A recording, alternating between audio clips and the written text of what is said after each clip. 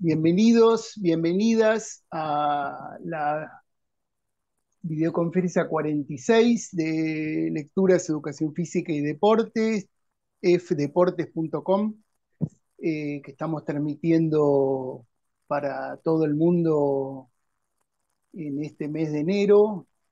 Eh, Le damos las buenas tardes a todos los compañeros acá en el continente americano, ya es de noche en Europa y África, medianoche más hacia los países asiáticos, y ya en Oceanía es el día siguiente a primera hora. Eh, Vamos a tener un encuentro con distintos autores, como lo hacemos cada mes, ya desde hace casi 4 años.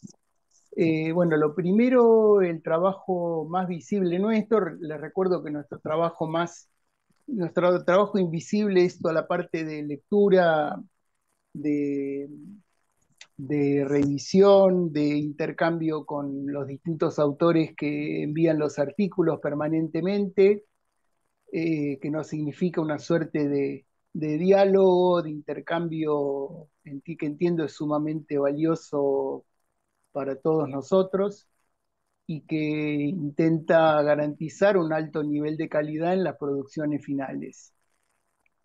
Eh, y bueno, la parte más visible es la producción de la tapa y de la nota de tapa.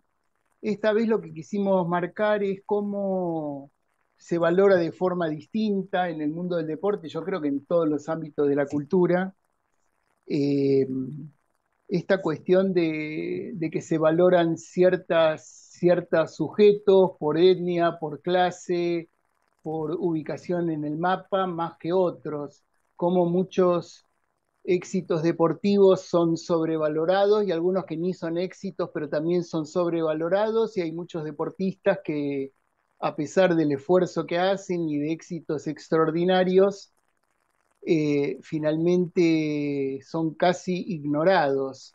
Eh, También no lo pusimos explícitamente, pero hay ejemplos todos los días sobre esto, de cuánto ocupa ciertos deportes llamados populares, como el caso quizás del fútbol y después otros pocos, en desmedro de otro que prácticamente no tiene figuración. Esto finalmente determina el apoyo que se les da, el interés de los patrocinadores, y esto entendemos que es una cuestión sumamente injusta que atañe al mundo del deporte, y bueno, siempre estimulamos a los medios a valorar a los deportistas, reconocer sus méritos independientemente de qué clase social son, de qué país vienen, qué deporte hacen, porque en definitiva todos ellos y ellas se están esforzando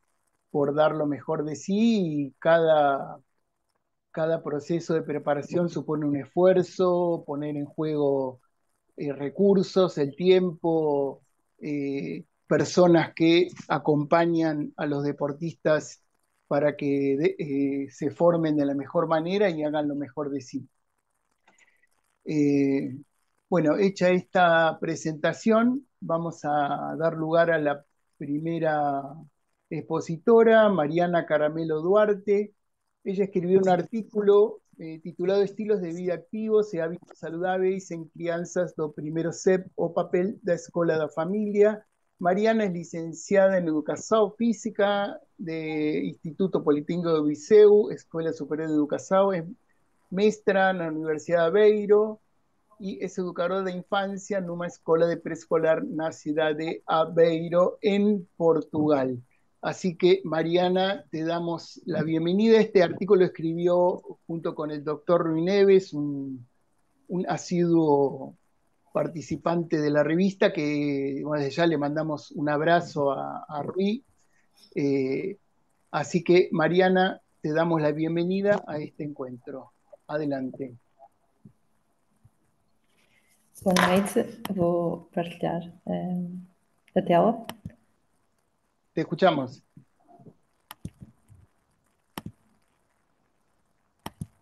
Estão a conseguir ver a tela? Sí, te escuchamos perfectamente. Adelante. Ahm, então, boa noite, o meu nome é Mariana Caramelo Duarte. Ahm, o artigo foi elaborado por mim e em parceria com o professor Dr. Rui Neves e intitula-se Em Estilos de Vida Ativos e Hábitos Saudáveis em Crianças de Primeiro Ciclo de Ensino Básico, o papel da escola e da família. A apresentação vai seguir esta ordem. Introdução, objetivo, metodologia, os resultados e a discussão e as conclusões. O estudo foi centrado nas relações entre o desempenho motor das crianças de primeiro ciclo de ensino básico, os seus hábitos, estilos de vida e a influência do contexto familiar e escolar. Teixeira et al. Afirma que é fundamental promover os estilos de vida ativos na área da educação, para que os estabelecimentos de educação e ensino, bem como as famílias, promovam a saúde e a prática de hábitos saudáveis para estilos de vida ativos. E é importante e necessário que existam experiências de qualidade que motivem as crianças no seu envolvimento nesta prática de atividade física, de forma a facilitar aprendizagens significativas e por si o gosto, não é, por esta prática. E apesar de ser difícil mudar hábitos, neste caso hábitos de, de vida ativos, esta mudança será tão mais fácil quanto a cooperação entre a escola e a família. Importa então perceber qual o objetivo do estudo, que foi caracterizar formas de promoção de estilos de vida mais ativos nos alunos do primeiro ciclo do ensino básico, em contexto escolar e familiar, em função de um programa com várias atividades. Seguindo para a metodologia, o estudo desenvolveu-se numa escola de primeiro ciclo de ensino básico, na periferia da cidade de Aveiro, em Portugal, num contexto de estágio, numa turma de segundo ano, com início em abril de 2021 e término em junho desse mesmo ano. Relativamente aos instrumentos e variáveis, a recolha dos dados nesse estudo decorreu ao longo de todo o projeto, utilizando diversos instrumentos e técnicas de recolha e da observação continuada. Os dados recolhidos focaram essencialmente nos lanches trazidos para a escola, nas atividades durante as aulas e nos registros das atividades realizadas em casa. Neste sentido, os instrumentos de recolha de dados seguiram pela seguinte ordem: pelos diários de bordo, pela caracterização dos lanches saudáveis, pelas tarefas para casa, atividade em família, pela atividade que mais gostaram e pelos registros fotográficos. Aqui, os diários de bordo assumiram-se como centrais na recolha de dados, onde foram registadas descrições individuais, desenhos, narrativas, opiniões e preferências das crianças e até mesmo registros fotográficos que realizaram com as famílias que colocaram nesses diários. Paralelamente, recorreu-se à observação direta e participativa sobre a forma de notas de campo da nossa responsabilidade. Já em relação aos procedimentos, elaborou-se um plano visando desenvolver competências a nível do desenvolvimento motor, associado também a comportamentos mais saudáveis, envolvendo os pais e a escola nesta promoção de estilos de vida ativos.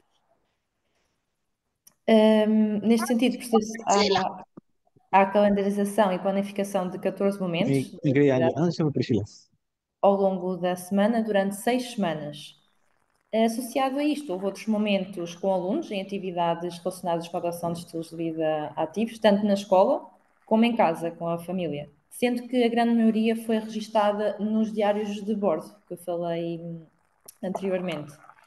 Relativamente aos resultados e discussão, ao analisar os registros presentes na tabela 3, que poderão depois consultar no artigo, foi possível compreender que, de uma forma geral, as crianças melhoraram ou mantiveram os lanches saudáveis. Houve uma redução, por exemplo, de alimentos com chocolate, açúcares processados, bolachas, pães de forma e pães, e até mesmo a substituição por alimentos mais naturais, frutas e legumes da época, como por exemplo as cenouras, as maçãs e pão de padaria. Aqui os pais desempenharam um papel importantíssimo, na medida em que aceitaram e ouviram as sugestões dos filhos, mostrando também eles uma preocupação em melhorar os lanches das crianças.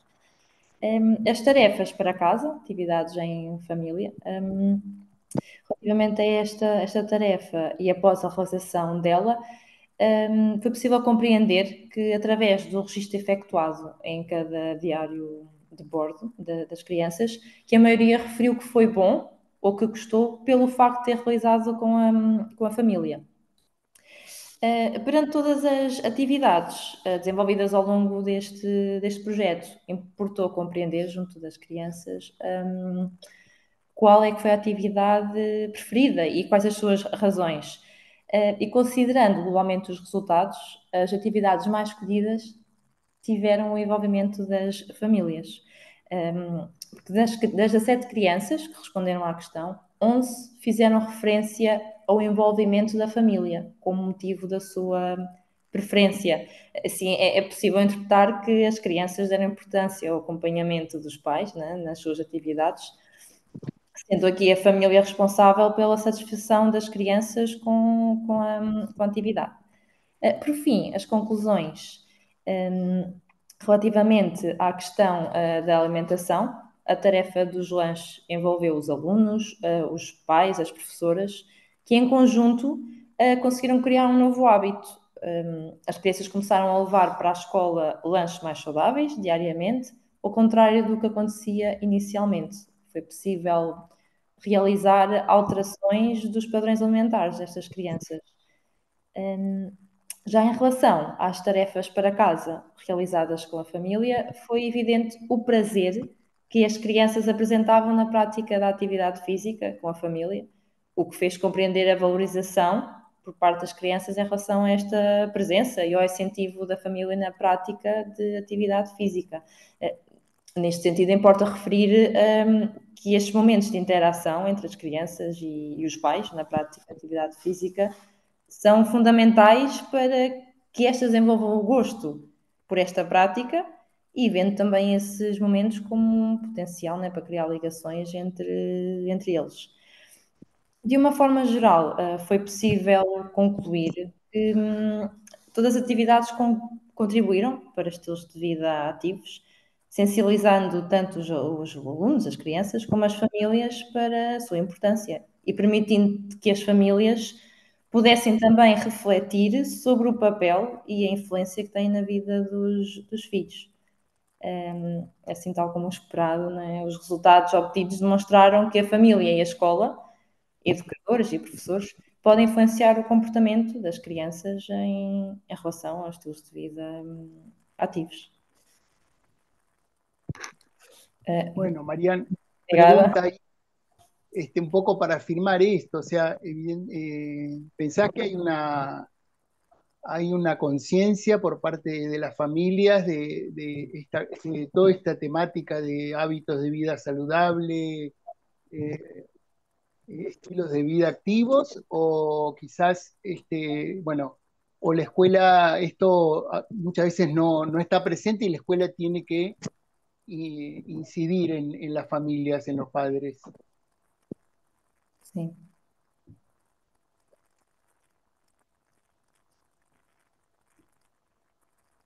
Te repito la pregunta, si escuchaste. Sim, por favor. Sí, la pregunta es si los padres, las familias ya tienen claro el- eh, transmitir hábitos de vida saludables o la familia o la institución escolar, la escuela tiene que afirmar esto, tiene que insistir en esta cuestión. No início não havia estes hábitos de estilos de vida ativos. Havia práticas de atividade física, mas era apenas esses momentos e era notório que não havia muito prazer das crianças nessa prática de atividade física.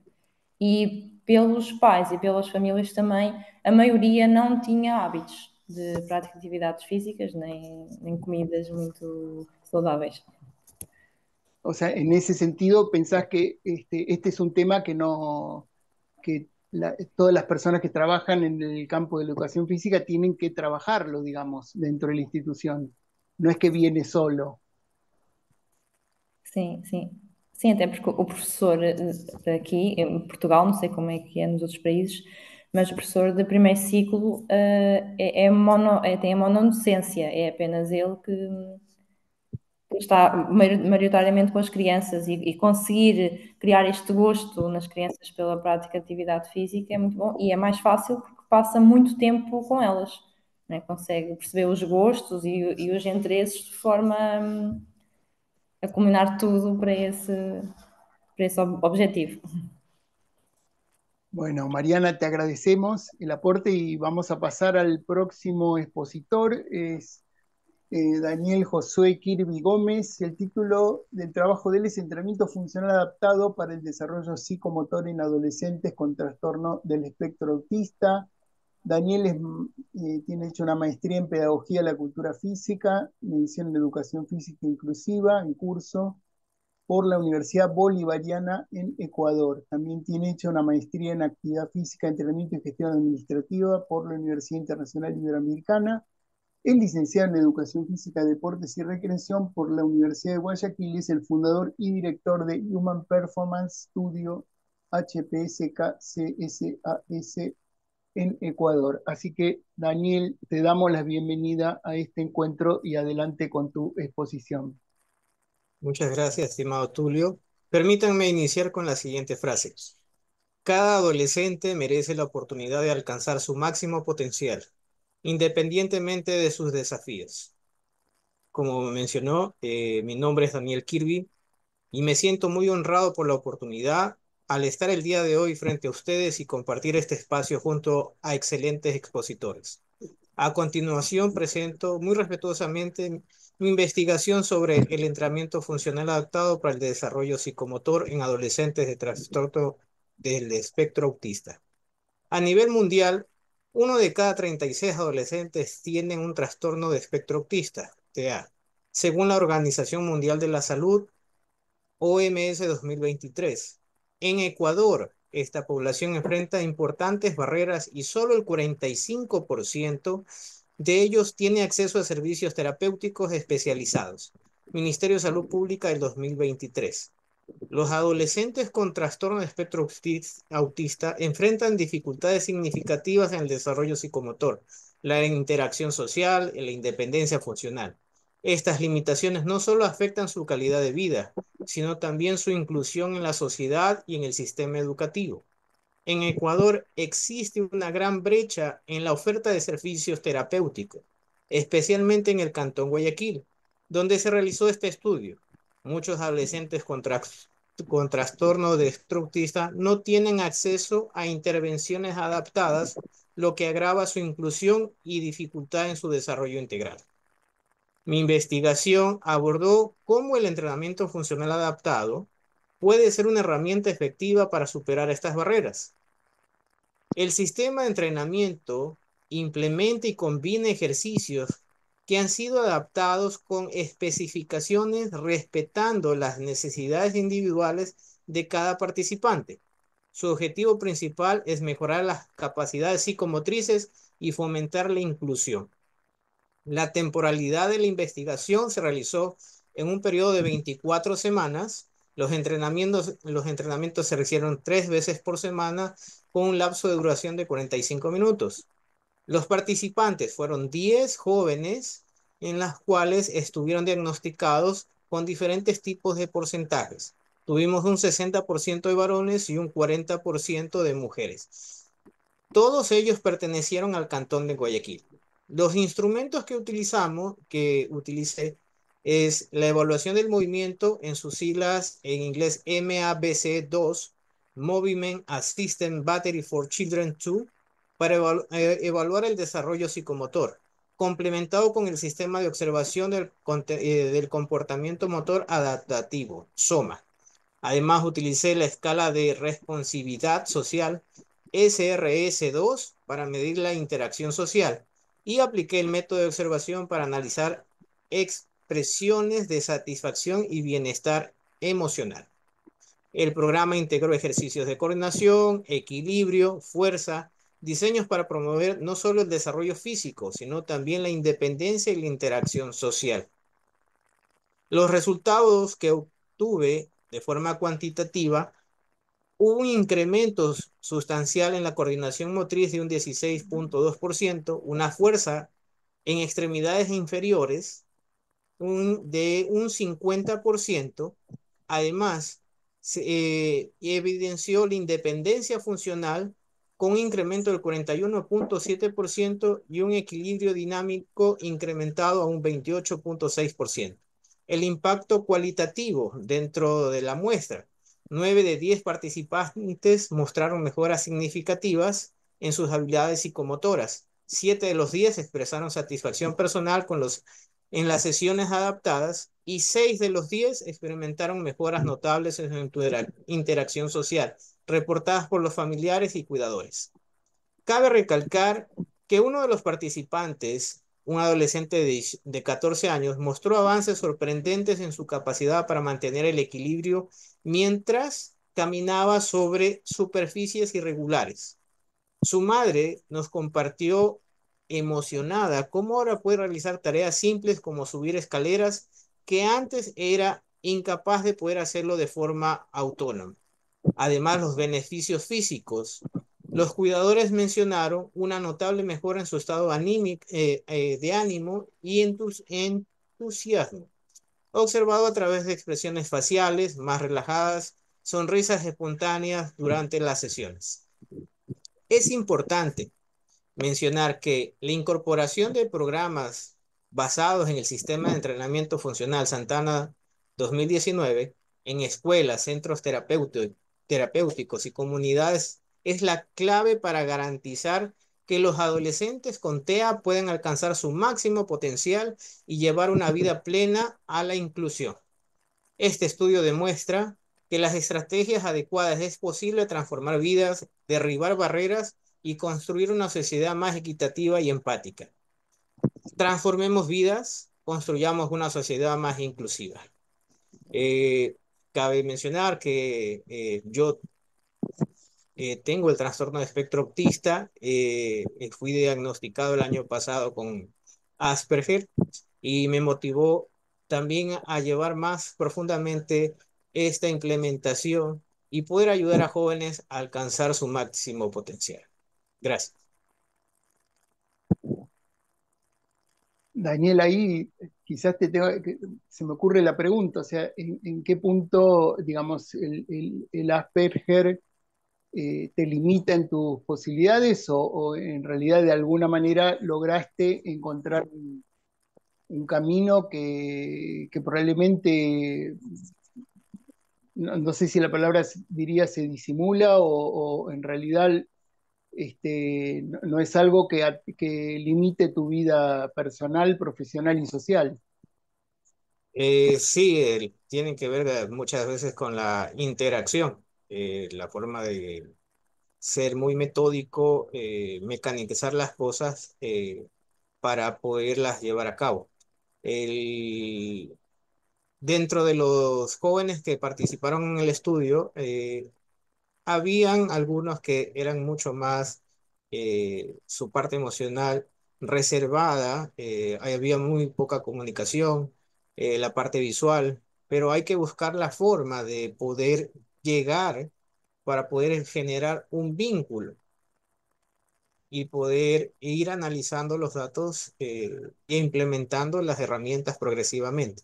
Porque lo que se busca es que al final todos puedan realizar una actividad cotidiana y puedan tener una mejor interacción social en los diferentes ámbitos. En lo personal sí es a veces limitante poder a veces no entender en la parte social, por ejemplo, las bromas que se realizan, el sarcasmo. eh, a veces uno, me ha pasado que me río y a veces no entiendo y tengo que andar preguntando.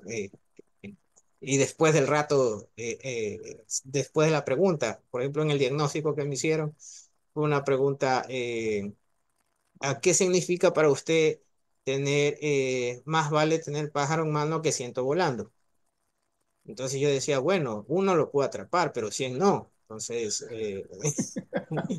y otra pregunta también fue que me decías, ¿qué pasa si suena el río? Si el río suena, a ver, Las algo así, algo piedras así. trae. Entonces mi respuesta fue que, bueno, si el río suena es porque viene un alud.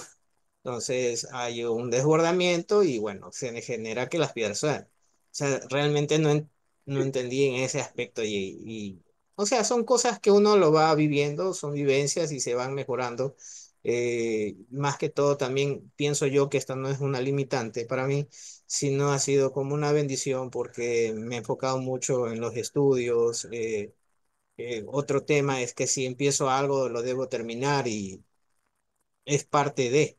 Entonces, me comprometo mucho al trabajo y más que todo, ahora que ya estoy con la parte de la maestría, descubrí un ámbito muy grande sobre las necesidades especiales, donde muchos jóvenes, tanto con condiciones visuales, auditivas, físicas, necesitan oportunidades y herramientas que les permitan poder realizar o tener una vida normal, digámoslo así, porque lo que ellos buscan ser incluidos en todas las actividades cotidianas. Y el sistema de entrenamiento o la actividad física de forma general es una de las herramientas vitales, fundamentales para mejorar la calidad de vida.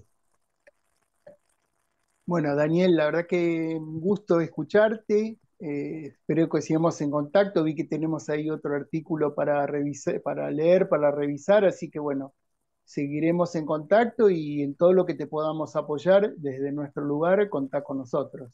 Muchísimas gracias, como lo mencioné, gracias por la oportunidad, gracias por el apoyo, me siento muy honrado de estar acá. Ese también es otro aspecto del tono. A veces puedo ser muy mecanizado y no hay una variante en la forma de expresarse. Pero de todo corazón, les aprecio mucho esto. Tulio, te envío un fuerte abrazo y gracias por compartir con ustedes. Gracias por Gra- permitirme estar aquí. Gracias a vos, Daniel. Bueno, vamos a presentar a nuestra siguiente expositora, Cleide de Yaira Martins Vieira. Ella escribió un artículo con otros autores titulado Cortisol salivar, perfil psicológico y disfunciones temporomandibulares en pacientes renales crónicos en hemodiálisis.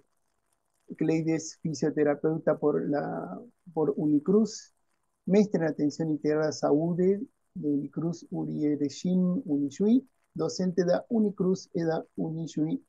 Adelante, Cleide, con tu presentación. Un gusto que estés acá con nosotros.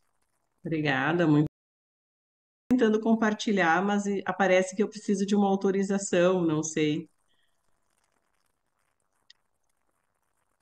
E agora? Ahora sí, ahora Sim? sí. Sí, sí, Tá. ahí está. Ahí lo vemos. Deixa eu abrir mais então.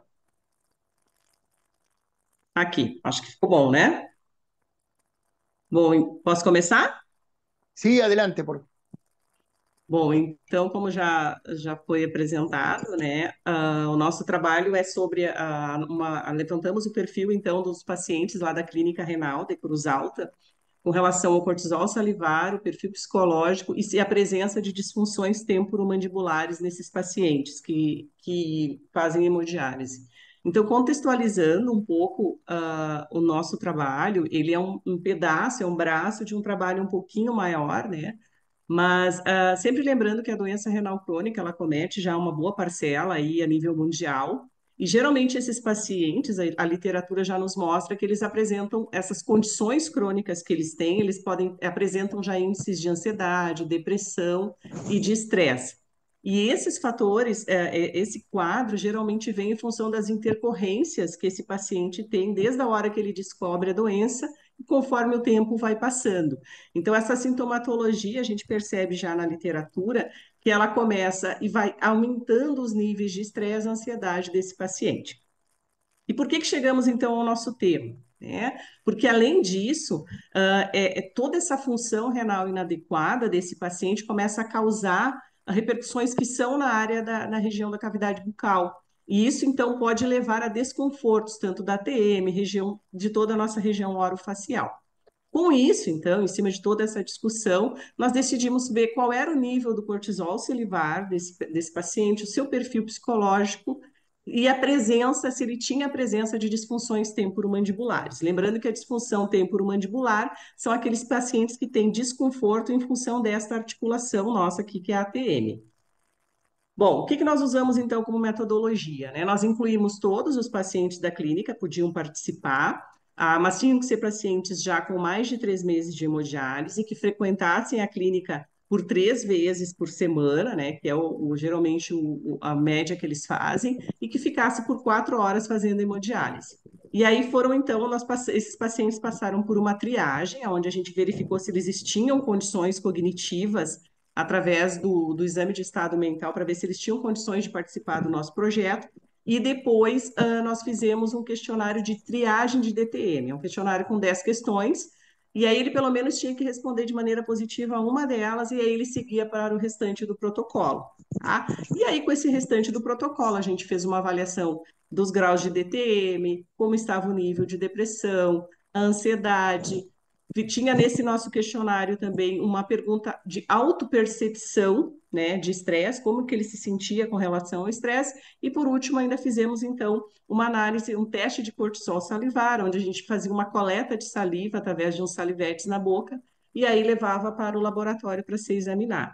A gente excluiu aqueles pacientes que não quiseram participar ou que estivessem internados ou em isolamento no momento da nossa coleta, e aqueles pacientes que nós não conseguimos uma quantidade de saliva suficiente, porque como eles têm uma diminuição da saliva, alguns pacientes não tinham condições de coletarmos a quantidade que precisávamos.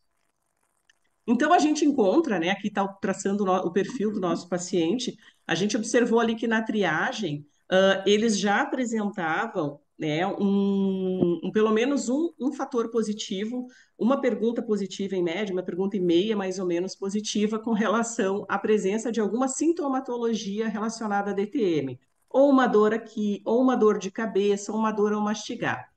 E a maioria dos nossos pacientes eram do sexo masculino. Quanto aos nossos resultados, então, o que a gente observou? Que uma boa parte, tá, dos nossos pacientes né, da amostra, eles apresentaram algum grau de disfunção temporomandibular, sendo leve, moderado ou severa. Então, nós tínhamos em torno aí de uns 70% a 60% desses pacientes apresentavam disfunções temporomandibulares. Também uma boa parte dos nossos pacientes apresentavam sintomas de depressão, de acordo com a nossa avaliação. E ainda, seguindo nos resultados, a ansiedade também se fazia presente numa boa parcela desses pacientes. E aí chegamos aqui num dado que nos foi interessante para nós. Quando nós questionamos esses pacientes, a maioria, praticamente deles, diziam que se auto-percebiam estressados com a rotina, com essa rotina de 3 vezes terem que ir para a clínica para fazer hemodiálise, por ter que ficar 4 horas na clínica, eles se auto-percebiam estressados, que às vezes não conseguiam dormir direito. Porém, quando nós fizemos a análise do cortisol salivar, o resultado não mostrou isso, porque o cortisol salivar ele vai fazer o quê? De manhã ele está mais alto, né? Porque é para a gente poder se manter alerta, conforme vai passando o dia, ele vai reduzindo para que a gente possa à noite descansar. No caso deles, então a gente tinha que respeitar o período são horários específicos, que vocês vão ver no artigo, né? Então tem horários específicos de coleta. Nós fizemos a coleta, apenas um deles apresentou o cortisol elevado. E aí isso nos levou a um questionamento, né? Mas como? Aí, então, nós fomos tentar entender o porquê, que né, mesmo que eles se percebessem estressados, eram ansiosos e depressivos, por que eles não estavam com esse valor alterado? Então, assim, o cortisol ele já é um marcador reconhecido, um marcador para ver níveis de estresse. Porém, o que acontecia? Quando a gente fazia a coleta do nosso paciente, ele já estava há 2 horas dialisando. Então, como ele está, o que que a diálise vai fazer? Ela faz uma limpeza no sangue, algo que o corpo sozinho não está conseguindo fazer, que o rim não consegue fazer sozinho. Então, como eles estavam já há 2 horas na máquina, provavelmente alterou essa taxa. Então, nós temos como proposta, agora dando sequência, né? Temos este primeiro artigo, mas nós queremos, na sequência, então, fazer uma investigação nos dias alternados à hemodiálise, né? Então, no dia, por exemplo, ele veio na hemodiálise hoje, então, hoje não se faz a coleta, mas faremos a coleta no outro dia que ele não estará dialisando, para ver se a gente consegue, talvez, um diferencial aí. Mas com relação aos nossos dados, o que nós encontramos de resultado vem de encontro com o que a literatura já nos apresenta também. Então, vem confirmar isso, de que os pacientes com hemodiálise, os nossos resultados mostraram que eles têm, em torno de 60%, eles apresentam DTM. Esses dados encontramos algo parecido na literatura. Nós encontramos aumento de ansiedade, depressão e a autopercepção do estresse. A literatura também nos confirma isso. E com relação ao cortisol, é que aí não foi o resultado que a gente imaginou. Mas o que que a gente entende? Que precisa-se de mais estudos, né, com esta temática. Nós temos aí uma grande população que faz a hemodiálise, que tem uma doença renal crônica já instalada, e que é importante a gente voltar esse olhar a esse paciente exatamente para melhorar a qualidade de vida dele. Muito obrigada. Bueno, Cleide, tu estudio lo que está presentando es, bueno, frente a, por lo menos al tema de pacientes renales crónicos, evidentemente tiene que trabajar un equipo multidisciplinario detrás de esto. No es solamente una cuestión no es solo un tratamiento simple. Esto es de alguna manera lo que ustedes están planteando en la investigación, ¿es correcto? Isso. Nós fizemos, eu não sei se eu entendi bem a pergunta, mas assim, é uma pesquisa um tanto maior, a gente avaliou sono, várias coisas, né? E aí agora que a gente está tentando, então, na sequência, vamos seguir com essa pesquisa exatamente para entender o porquê que não tivemos essa alteração, porque a princípio o corpo demonstra que sim, né? Que a pessoa se auto-percebe, mas aí a gente tentar via realmente assim de exames, tentar achar uma explicação, talvez usar outros marcadores juntos, tentar fazer uma outra leitura. O sea, imaginan que con el trabajo, imagino, multidisciplinario pueden bajar, por ejemplo, niveles de ansiedad o de estrés. Eso es lo que ustedes imaginan que es posible, ¿no es cierto? Sim, nós imaginamos que sim, que teria que dar alterado, né? Então, nós ainda vamos tentar entender o porquê que não deu. Mas é aquilo que a gente sempre fala, Bueno, né? O não resultado já é um resultado, né? De repente não altera. Então, é importante a gente validar bueno, isso. es el camino de la investigación, en definitiva, Isso, eso es lo que ustedes están planteando. Bueno, Cleide, isso. muy interesante, muy expresivo el trabajo, muy intenso además. Eh, Vamos a pasar a nuestro próximo autor, es el liceo Markson da Silva Paula, el trabajo que publicó junto con otros autores, Comportamiento hemodinámico en idosos saludables, practicantes de entrenamiento de fuerza, revisión integrativa. Markson es posgraduado en entrenamiento deportivo y fisiología del ejercicio da Universidad Castelo Branco, es alumno especial del curso de posgraduación estricto senso por la Universidad Federal do Estado de Río de Janeiro, Unirío. Vamos a escuchar ahora en la voz de Markson su presentación. Adelante.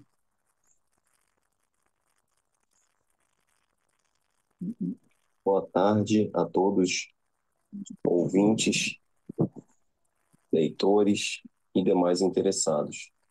Nosso artigo tem o seguinte título: Comportamento hemodinâmico em idosos saudáveis praticantes de treinamento de força. Uma revisão integrativa. Juntamente comigo participaram os demais autores: a doutora Janicléria Pereira Bezerra, doutor Felipe da Silva Triani e os professores Neilson Duarte Gomes, Nilber Soares Ramos e Lauro Rodrigues da Silva Neto. Contextualizando, é notório, né, que o controle da intensidade do treinamento de força ele é essencial para que haja uma prescrição segura e eficiente. Então, o nosso objetivo foi investigar o comportamento hemodinâmico em idosos saudáveis que praticam treinamento de força. O seguinte problema de pesquisa foi levantado, né? Como tem se comportado os fatores hemodinâmicos em idosos saudáveis durante o treinamento de força? Para isso, realizamos uma revisão integrativa com busca nas bases de dados do Google Acadêmico, Cielo Brasil, Lilacs e CAPS Livre, utilizando os descritores em ciência da saúde, o DEX, e o MESH. Foram encontrados 947 resultados e destes, 10 estudos foram selecionados. 221 idosos com idades entre 60 e 84 anos participaram das intervenções. E em 80% dos estudos houve alterações significativas promovidas pelo treinamento de força em idosos. A conclusão é que o treinamento de força ele foi responsável por promover alterações significativas sobre respostas hemodinâmicas em indivíduos praticantes de treinamento de força. Em 50% dos estudos, a intervenção com treinamento de força ela ocorreu 3 vezes por semana. A intensidade foi determinada pelo teste de 1RM em 40% dos estudos. A variação de 40% a 70% de 1RM.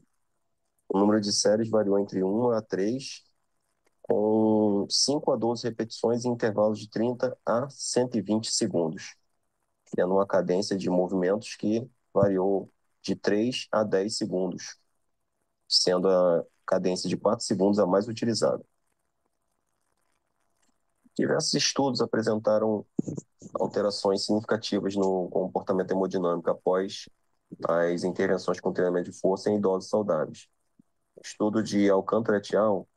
Observou um aumento da frequência cardíaca após treinamento de força com intensidade de 40% a 60% de 1RM, sem alterações significativas na pressão arterial, tanto sistólica quanto diastólica, contrastando com o resultado obtido por Isidoro et al.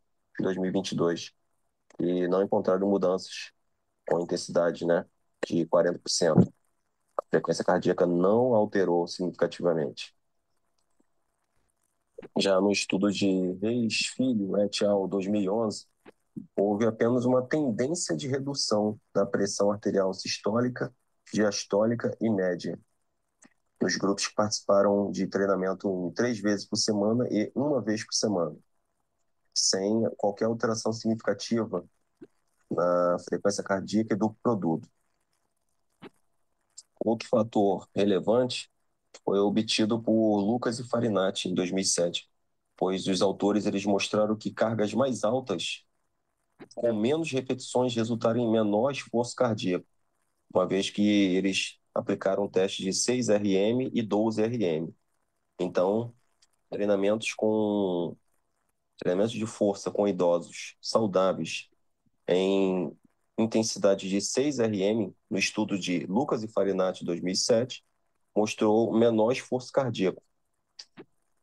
No estudo de Queiroz et al., houve um aumento da pressão arterial diastólica, tanto no grupo que participou da intervenção, quanto no grupo controle, após 4 horas e meia do exercício. E aí os autores, eles notaram que esse aumento ele estava atribuído à rigidez arterial dos indivíduos e também na posição sentada. Já o estudo de Santana et al. Em 2021, ele não observou alterações significativas nos fatores hemodinâmicos, quando se comparou os grupos experimentais de caminhada, hidroginástica e treinamento de força ao grupo controle. Já no estudo de Williams et al. Em 2013, não houve uma redução significativa na rigidez arterial, somente na frequência cardíaca e pressão arterial diastólica, quando comparou o treinamento de força com o treinamento de flexibilidade. E alguns autores sugerem que o treinamento aeróbico ele pode ser mais eficaz para melhorar a rigidez arterial, embora o treinamento de força também possa trazer benefícios quando combinado com o treinamento aeróbico. Essa revisão ela apresenta algumas limitações, como a amostra pequena dos estudos, a falta também de estudos recentes, mas ela também é positiva por incluir alguns ensaios clínicos randomizados e por proporcionar essa discussão e comparação entre diferentes abordagens hemodinâmicas. O nosso estudo conclui que o treinamento de força ele pode alterar significativamente os parâmetros hemodinâmicos em idosos, com efeitos dependendo da intensidade e do método adotado. Enquanto alguns estudos mostraram benefícios do treinamento de força na redução da frequência cardíaca e pressão arterial sistólica, outros observaram aumentos temporários na pressão arterial e efeitos variados na rigidez arterial. A combinação de treinamento de força com o treinamento aeróbico pode ser vantajosa, especialmente no controle da rigidez arterial. E a escolha do método de treinamento deve considerar as características individuais dos idosos e seus objetivos de saúde. E futuras pesquisas são necessárias para otimizar as recomendações para essa população.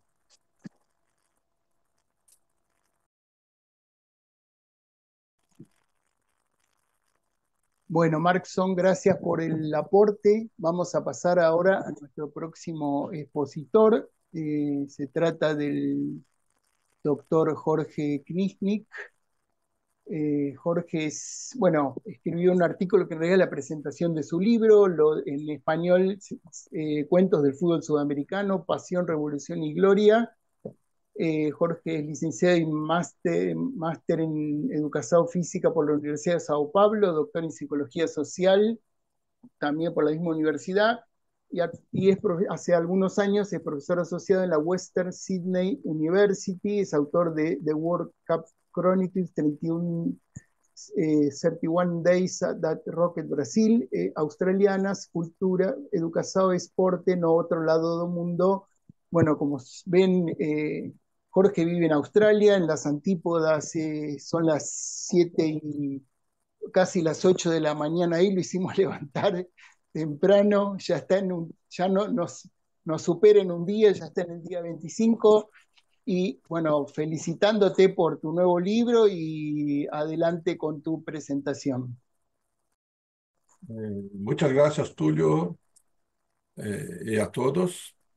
Muito feliz e honrado de estar participando aqui, parabenizando a todos e todas as colegas aí pelos excelentes trabalhos. Fiquei bem impressionado, aprendendo muito, particularmente com o Daniel e a exposição sobre as pessoas do espectro autista. Eu tenho uma filha também no espectro e acho a sua contribuição muito valiosa.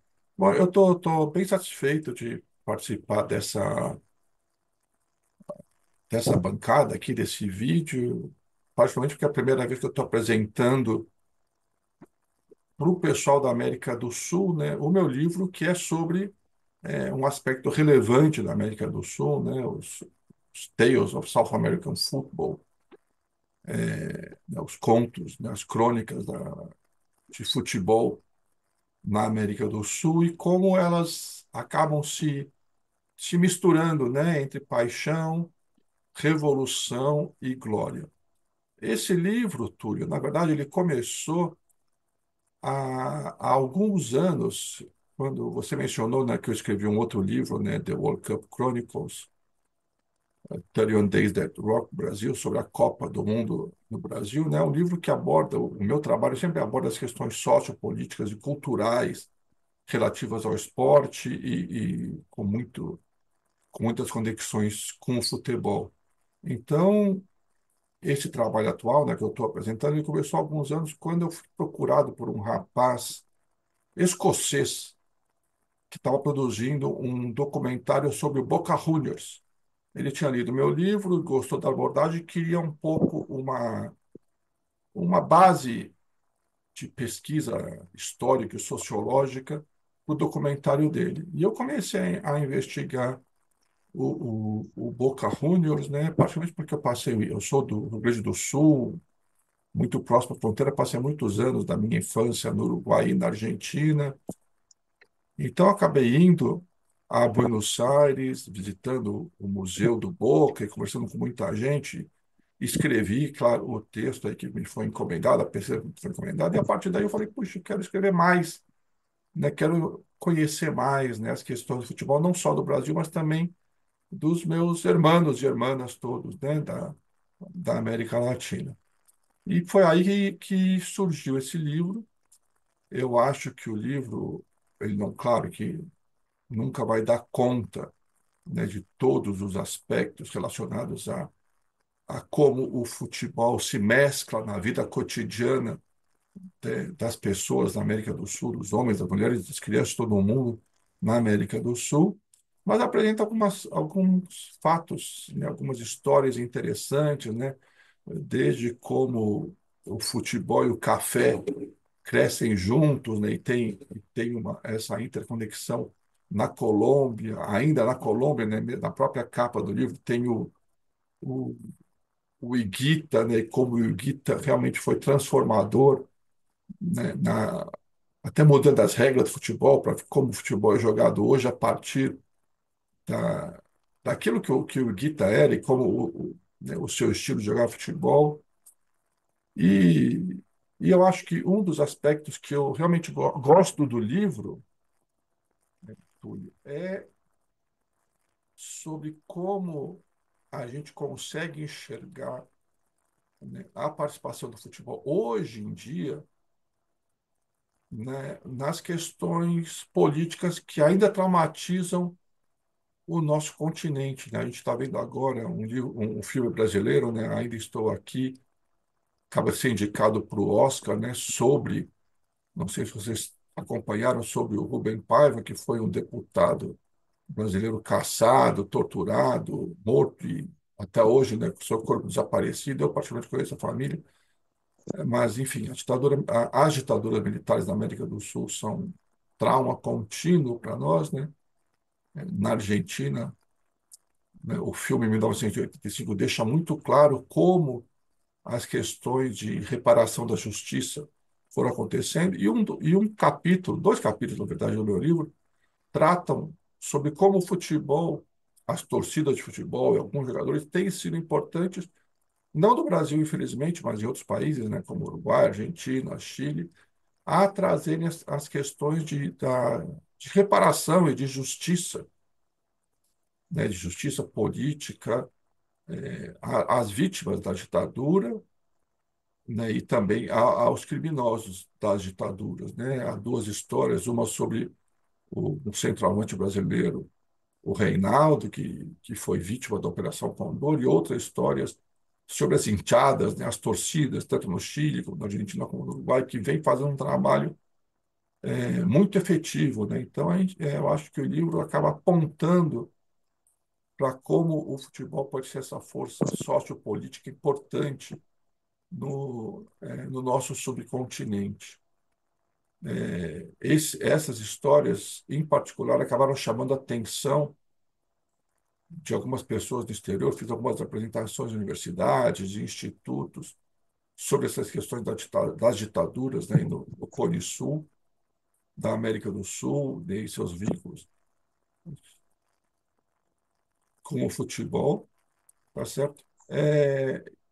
Acho que o livro tem sido bem recebido, tem um capítulo, né, um dos aspectos do meu trabalho sempre foi as questões de gênero no esporte, no futebol, então tem capítulos também sobre as mulheres no futebol, em particular as bolivianas. E fico satisfeito também, acho que vale a pena mencionar, que esse é meu segundo livro por essa editora, né, chamada Fair Play Publishing. Acho que vale a pena, né, quando o pessoal tiver um tempo, de dar uma olhada no website, né, nas produções dessa editora Fair Play, né, porque são produções alternativas em relação a tudo que a gente conhece do mainstream aí do futebol, e particularmente porque a publisher, a editora, a pessoa que está por trás, né, da editora, se chama Bonita Merciades. Não sei se vocês ouviram falar da Bonita, mas ela é uma grande batalhadora do futebol, teve sempre dentro do futebol, acabou sendo excluída porque ela foi uma das três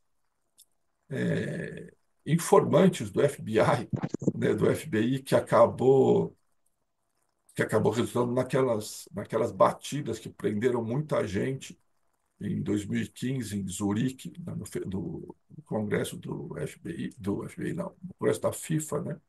Inclusive, o,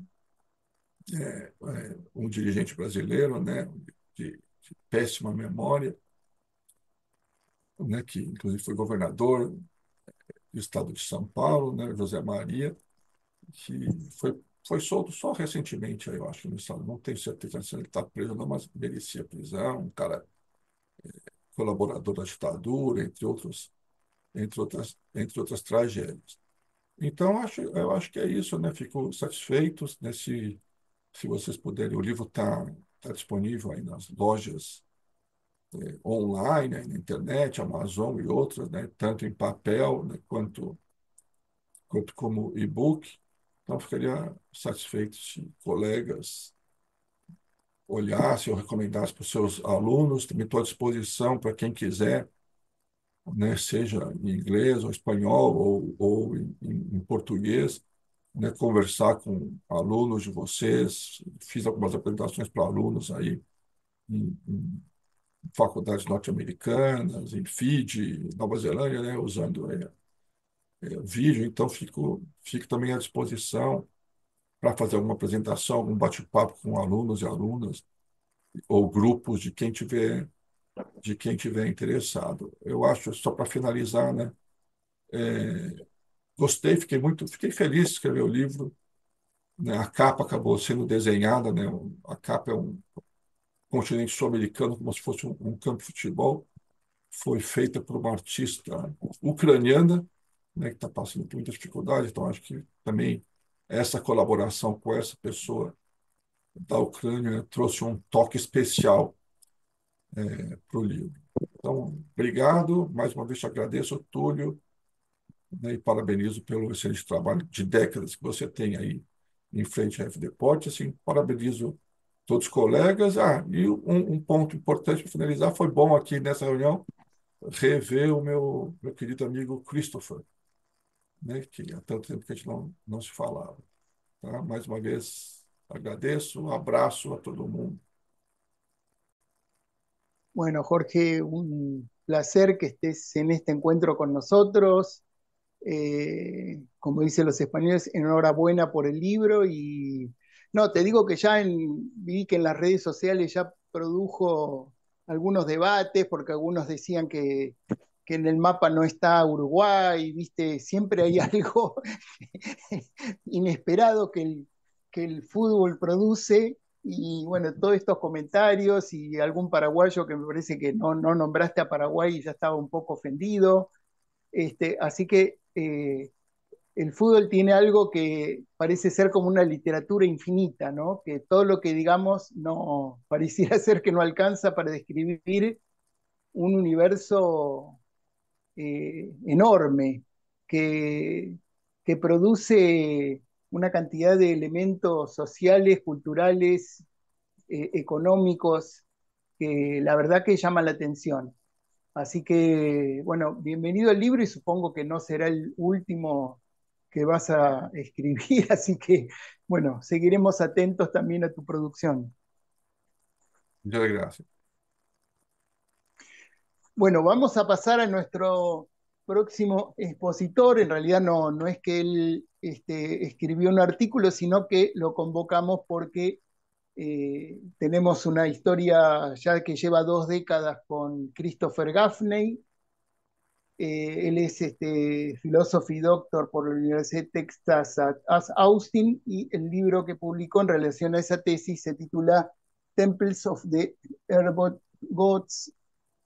Actualmente trabaja en la Universidad en la New York University, justamente en New York, y lo convocamos porque recientemente estuvo en Buenos Aires nuevamente, creo que por 5ª vez, de alguna manera siguiendo adelante con su investigación en torno a los estadios acá en la ciudad de Buenos Aires, que es todo un tema de investigación, sobre todo porque es una ciudad que, bueno, que tiene dicen que es la ciudad que más estadios en el mundo tiene, estadios habilitados por la FIFA para jugar torneos oficiales. Así que hay mucho para hablar sobre el tema, así que le damos la palabra a Christopher para que nos cuente sus vivencias y reflexiones de esta nueva visita a Buenos Aires. Túlio, muito obrigado pela introdução, muito bem ver os colegas aqui. Acho que porque a maioria das pessoas aqui falam português, vou falar português em vez de machucar as duas línguas bonitas de Argentina e Brasil ao mesmo tempo, com o portanhol perrengue que tem. Bom, agradeço o convite mais uma vez e para os colegas que não conhecem meu trabalho, muitos anos atrás eu fiz minha pesquisa de doutorado sobre a história e cultura dos estádios em Buenos Aires e Rio de Janeiro. E recentemente voltei a Buenos Aires, essa vez em 2025, com um grupo de alunos de turismo e hospitalidade. E revisitei quatro dos estádios que tinha visitado inicialmente em 2002. E logo depois, em 2003, 4, 6, 9, outros épocas também. Então, eu só queria refletir sobre o que vi de semelhante e diferente nos estádios de futebol. Lá, e como eu uso ainda o estádio como lente para entender a sociedade, vendo as transformações na sociedade argentina através dos estádios de futebol, eu acho ainda relevante. Então, eu só vou mostrar algumas fotos. Posso compartilhar minha tela, Túlio? Adelante, A a ver. ver si yo Sim, supuestamente consigo. está habilitado. Adelante. Mas vou começar aqui com. Pode ver minha tela? Sí, Pode ver a perfecto. foto? Ótimo. Ok. Aqui é o estádio de Boca Juniors à direita. Aqui em frente é um novo empreendimento imobiliário chamado Undici, ou seja, 11 em italiano. É uma empresa italiana que comprou o terreno aí, certamente com o apoio dos dirigentes de Boca Juniors, que tem o sobrenome Macri, o quer dizer que o presidente da Argentina, Macri, era antes ah, o prefeito do Buenos Aires, mas antes disso ele era presidente de Boca Juniors. Então, futebol era um lugar de poder desde o início, e os estádios são os locais de o exercício do poder e continua sendo poderosos. Então, essa foto foi muito marcante para mim, porque é totalmente discordante com o bairro. E ao lado desse empreendimento, vemos a famosa resistência através da arte em Buenos Aires. Aqui diz: sem potreiros não há Maradonas. Em Buenos Aires, o potreiro é o campo balido, onde os pibes jogam.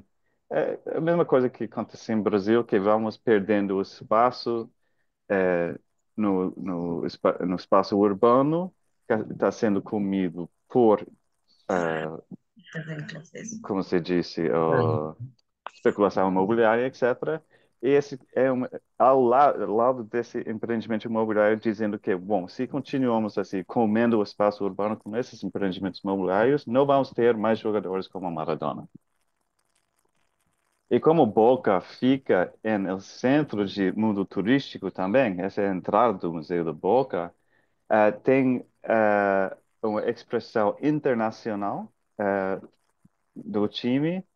É um lugar super turístico que está ao lado do Caminito, o lugar mais turístico de Buenos Aires. E para capturar essa gente, esse dinheiro, os italianos vêm para construir esse empreendimento.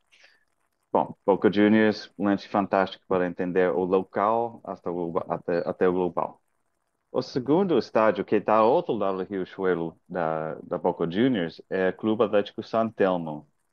E San Telmo, quando visitei em 2002, foi um lugar totalmente destruído.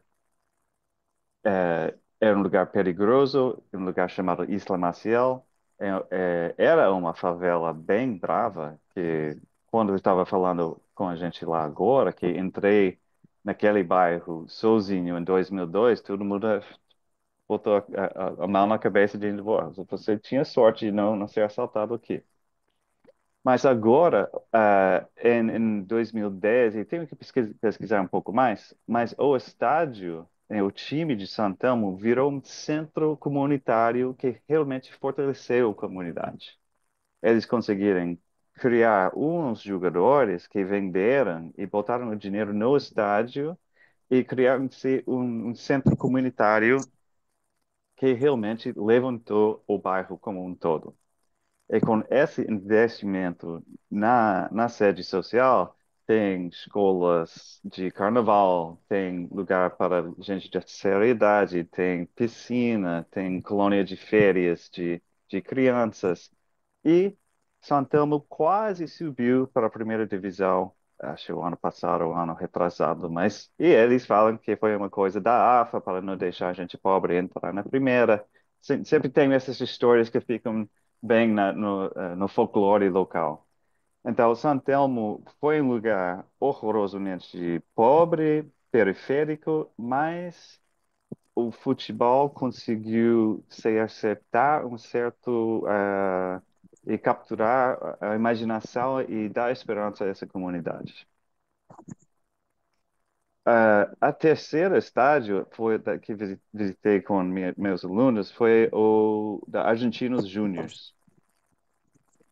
É um estádio em um bairro de classe média, um time tradicional, e foi o time que lançou Diego Maradona entre muitos outros famosos jogadores da seleção argentina. Cambiasso, uh, Riquelme, se Borghi, não me engano, sí, uh, Riquelme, sí, Riquelme, Borghi. Riquelme, e atualmente McAllister, e muitos. Mas quando Diego Maradona, então o estádio tem uma história famosa, ou bem rica e sempre foi um centro da comunidade. Mas quando Diego Maradona morreu em 2020, o estádio virou o lugar para os argentinos irem em plena pandemia para deixar seus recados para Diego. Já tinha milhares de pessoas chegando e deixando camisas, chuteiras, dentes, meias e mil outras coisas. E de todo mundo também. Então, aqui tem camisas de todo mundo. Então, nos últimos 4 anos, Argentinos Júniors acabou criando um santuário para Diego. É um lugar onde a gente vem, deixa um recado e reza. E tem muita gente rezando para Diego. Então, não se dá para ver muito bem aqui, mas esses banquinhos que estão aqui são tirados de uma igreja. Então, é um lugar para a gente se ajoelhar e rezar e deixar coisas para Diego Maradona, para eles, para ele ajudar-lhes em sua vida com qualquer problema. E até tem gente que trouxeram os restos mortais de amigos e familiares para deixarem aqui. Tão poderoso é a imagem global de Diego Maradona. Então, esse, para mim, o estádio fala-se sobre a possibilidade de criar gênios de classe mundial no meio de Buenos Aires, num bairro de classe média, que tem repercussões globais, ao mesmo tempo que está funcionando como um centro comunitário que dá identidade a gente ao redor e também oferece esporte para as crianças da comunidade. Então, se um dia você tem que ir para Buenos Aires ou quer visitar Buenos Aires, recomendo muito indo a este santuário porque dá para arrepiar e sair chorando durante 10 minutos. Aí foi muito impactante mesmo. Então, por fim, temos o último estádio que visitei com meus alunos que tinham visitado 23 anos atrás, que é o Ferrocarril Oeste, no bairro de Caballito, em pleno puro centro da cidade. Se há um bairro em Buenos Aires que expressa como é ser classe média porteña, é Caballito, e se tem um clube que expressa isso, é Ferrocarril Oeste. É um clube que foi fundado por trabalhadores irlandeses que trabalhavam para uma companhia inglesa construindo o ferrovia do Buenos Aires para o interior para sacarle a carne, para mandar a carne e cereais para a Europa. Então, tem toda essa história de mercantilização, neocolonização, a colônia de ingleses, colônia de irlandeses, e os cores, descobri agora que o cor de verde do time é porque foi fundado por irlandeses. Então, quando visitei com meus alunos, eles tinham uma explosão de gente lá. E foi colônia de férias, mas tinha centenas de crianças jogando todos os tipos de esporte. Beisebol, cricket, futebol, basquete, tênis, vôlei, natação, patinação, ginástica, boxeio, e estava para ter um jogo da primeira divisão argentina de basquete aquela noite também.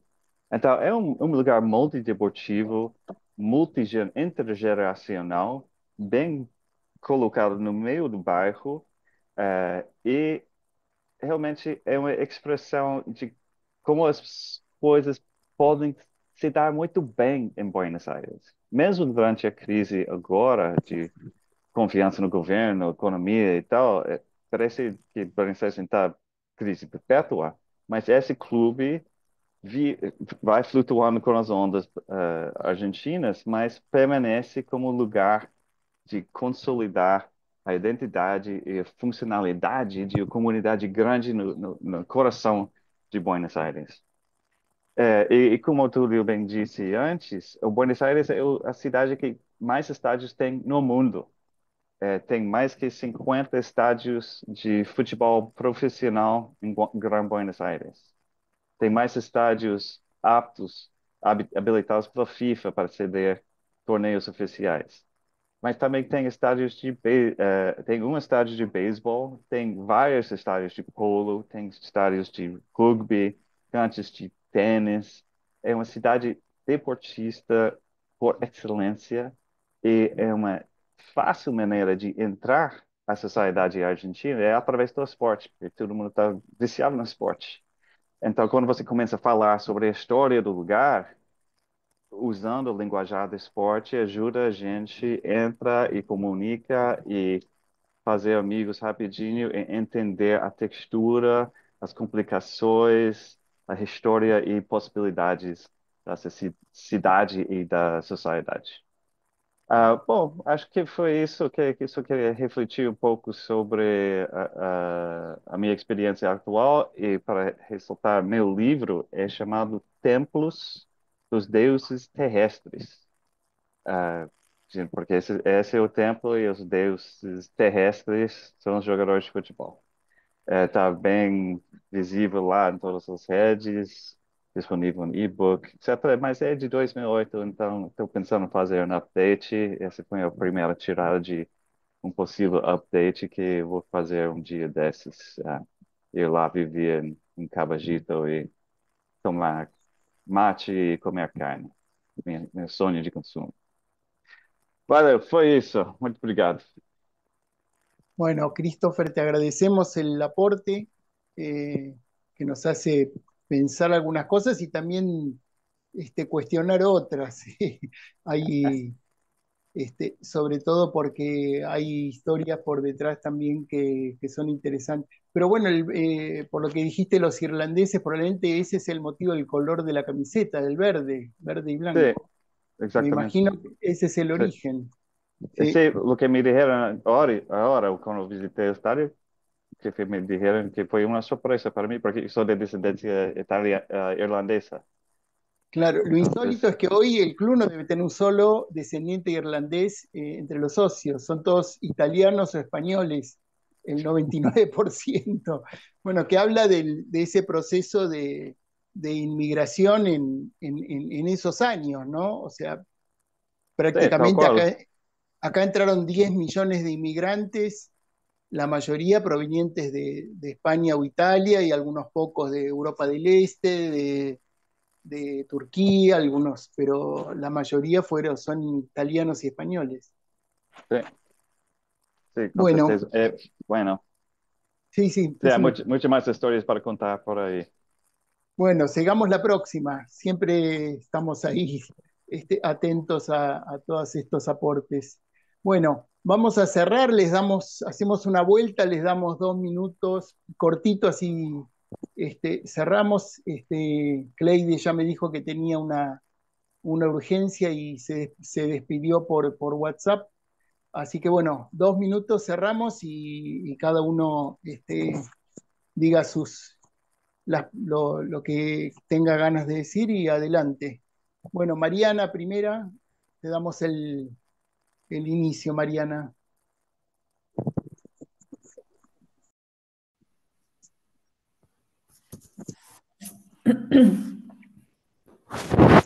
Estão a ouvir?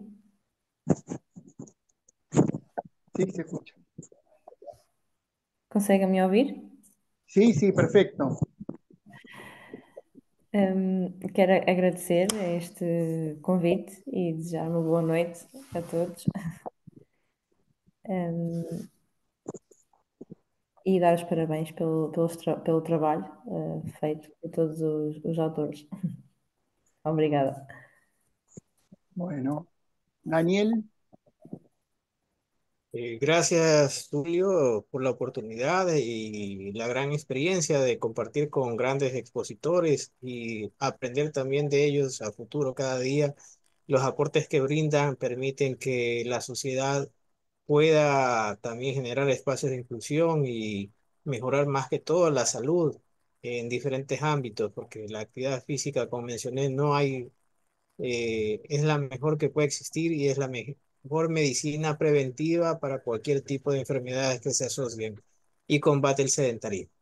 Bueno, sin más, muchas gracias y ha sido un verdadero orgullo para mí compartir este espacio con ustedes. bueno, Daniel, seguimos en contacto. Con mucho gusto. Jorge, Mais uma vez, enfatizar a minha alegria de poder compartilhar esse espaço com tanta gente bacana, com trabalhos muito importantes aí nas diversas áreas da educação física e esporte. Aprendi muito, né? Parabéns a todos e muito feliz e também parabenizar o Túlio, né, por essa empreitada aí de décadas com o EF Deportes e espero continuar em contato com todo mundo, né, discutindo essas questões, tanto no âmbito sociocultural do futebol, como essas questões de saúde, né, e com certeza aprendi muito. Né? Um abraço, boa noite para vocês que estão aí do outro lado do mundo. Eu daqui já estou começando minha sexta-feira. Ainda bem que segunda-feira é feriado aqui. Um abraço. abrazo para familia. Graças.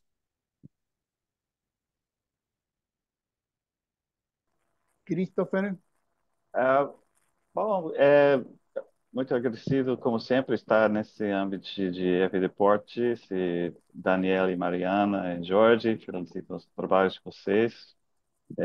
F Deportes, para mim, é parte da minha vida, quase um quarto de século agora. Acho que publiquei a primeira coisa na F Deportes em 2002.